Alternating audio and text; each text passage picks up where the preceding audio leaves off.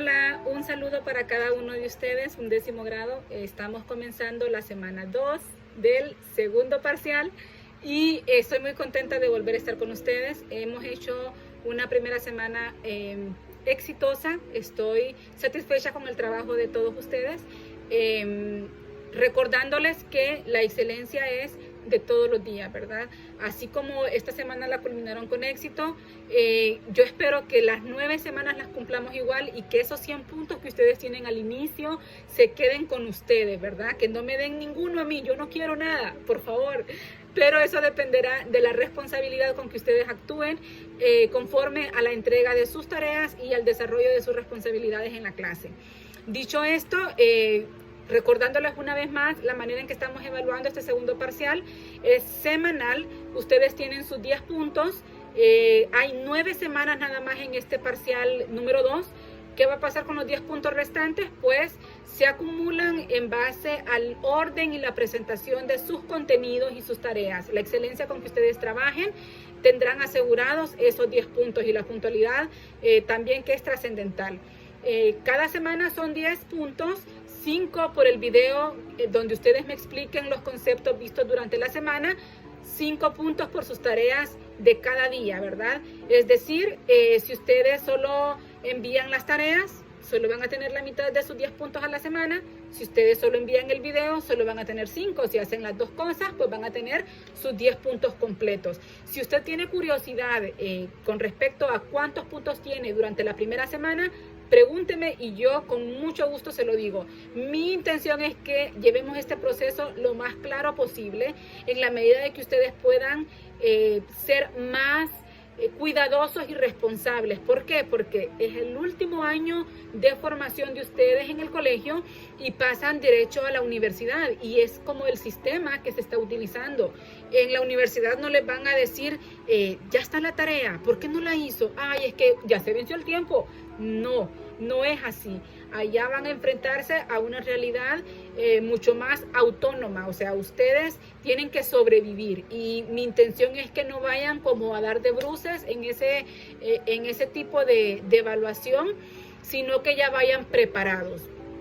Dicho esto, vamos a comenzar con los temas. Seguimos hablando de las cartas.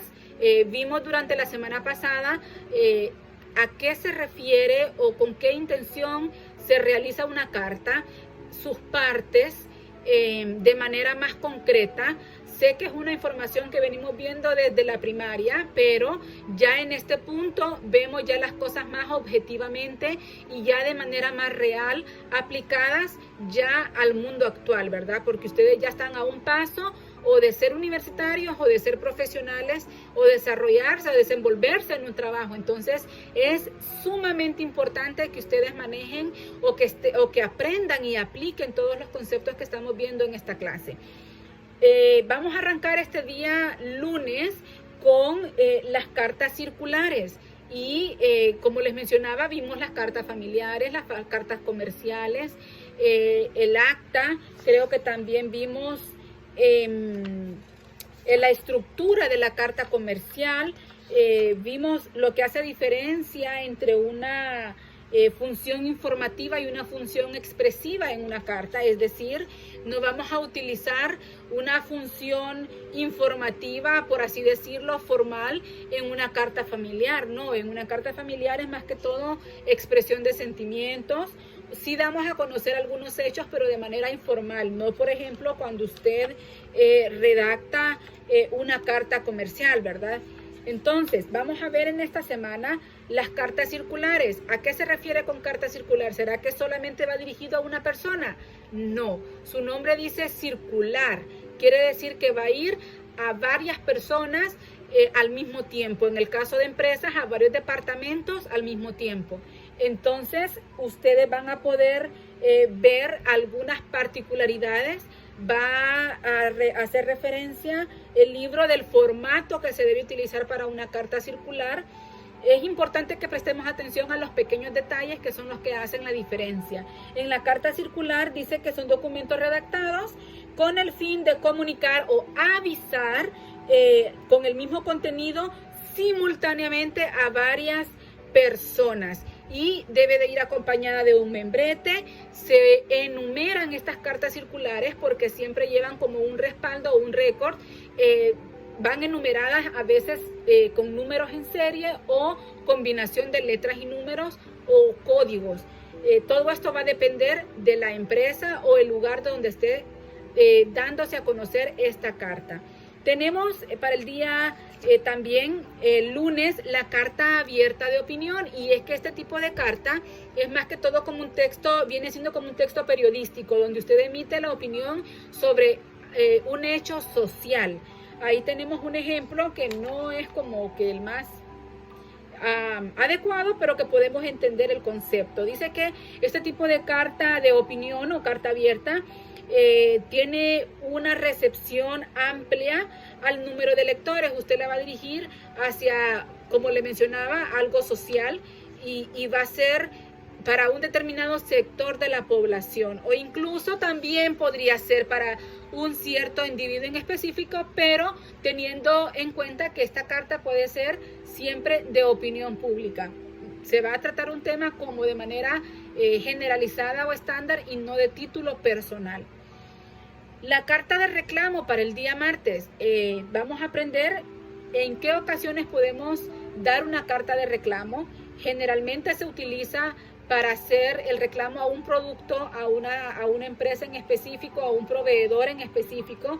Ustedes van a poder ver esto en el libro de texto. Dice que en su contenido dispone una queja motivada por algún servicio o producto que haya dejado insatisfecho a la persona o al cliente. Entonces, de esta forma manifiesta su inconformidad mediante una carta de reclamo. La carta poder, pues ya esto es un término jurídico, lo realizan más que todo en términos de abogacía para poder dar la autorización o libertad a otra persona de un bien o una cosa. Aquí se dan algunas particularidades en esta carta poder, y es que debe de ir autenticada, como les mencionaba, por un abogado. También debe de mencionarse la persona a quien se gira el poder. Debe darse una declaración específica de lo que se está realizando o del poder que se está otorgando, una declaración del determinado tiempo o la validez que va a tener esta carta. También la firma la persona que otorga la carta poder. También podemos ver ahí las observaciones de importancia para esta carta poder, y es que les mencionaba hace un momento, tiene una fecha de expiración. No se puede hacer de manera indefinida, sino que por un lapso de tiempo determinada. Y ven un modelo de carta poder en el libro. Creo que la tarea va a estar relacionada a eso. Hay que tratar de leerlo unas 2 veces para tener un conocimiento amplio. ¿Qué pasa cuando yo veo un tema y no estoy como muy clara en ello? Pues la web nos regala la plataforma de YouTube donde nosotros podemos buscar información y ejemplos de cualquier tipo. Así es que si ustedes tienen dudas, pueden consultarme o pueden también buscar en la web y auxiliarse en algunas explicaciones adicionales al tema. Aunque lo de las cartas está bastante explícito y no creo que tengan la necesidad. Tenemos la carta de convocatoria de una reunión. Pues esto se hace para poder invitar a un evento en específico a un grupo de personas. Se hace como de manera estándar. Ahí están los pasos para poder hacer una carta de convocatoria de reunión. En el libro hay 2 ejemplos. Les voy a dar la libertad de que ustedes escojan el que más les guste para la tarea. Y tenemos para el miércoles el acta de reunión. Según la RAE, Real Academia Española, el acta de reunión es una relación escrita de lo sucedido en un evento, tratado o acordado en una junta o reunión.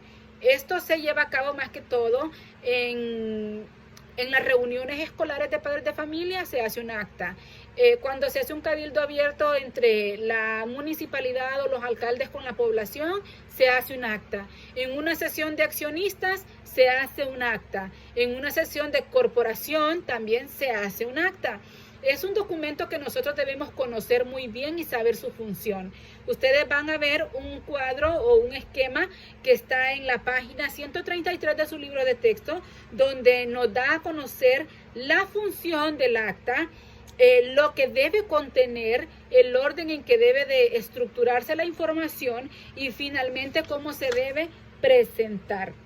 En la página 134 tienen un modelo de un acta. Finalizamos el día jueves con el memorándum. Creo que ustedes ya tienen una idea porque el año pasado habíamos hecho algunos memorándum de ejemplo. Entonces es un tema que ya están como familiarizados y no se les va a ser desconocido. Recordemos que el memorándum es una correspondencia interna en una organización o una empresa.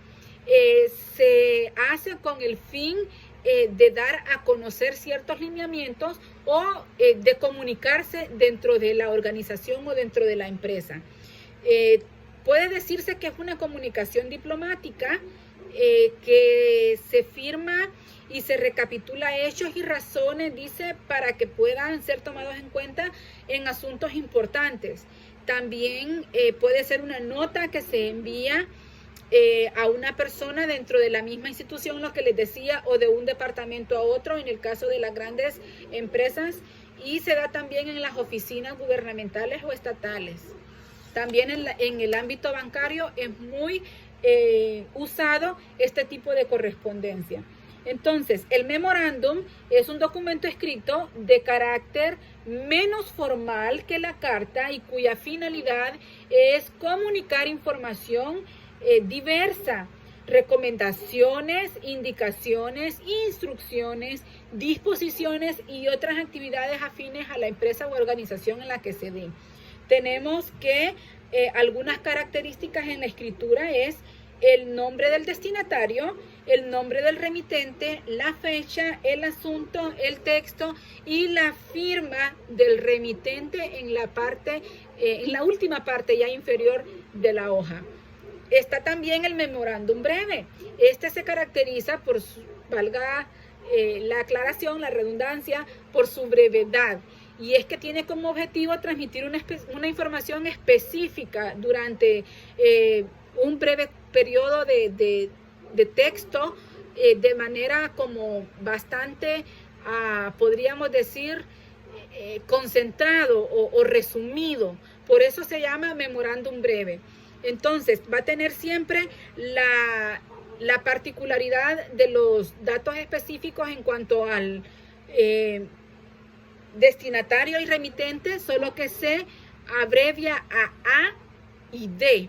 Y debe de tener siempre el membrete de la persona que se lleve a cabo el memorándum, es decir, la empresa va a tener su logo, su membrete o la institución en la que se gire este tipo de correspondencia y debe de siempre buscar realizarse bajo estos términos, ¿verdad? Que se vea que es una comunicación de carácter oficial. De esta forma terminamos el contenido de esta semana.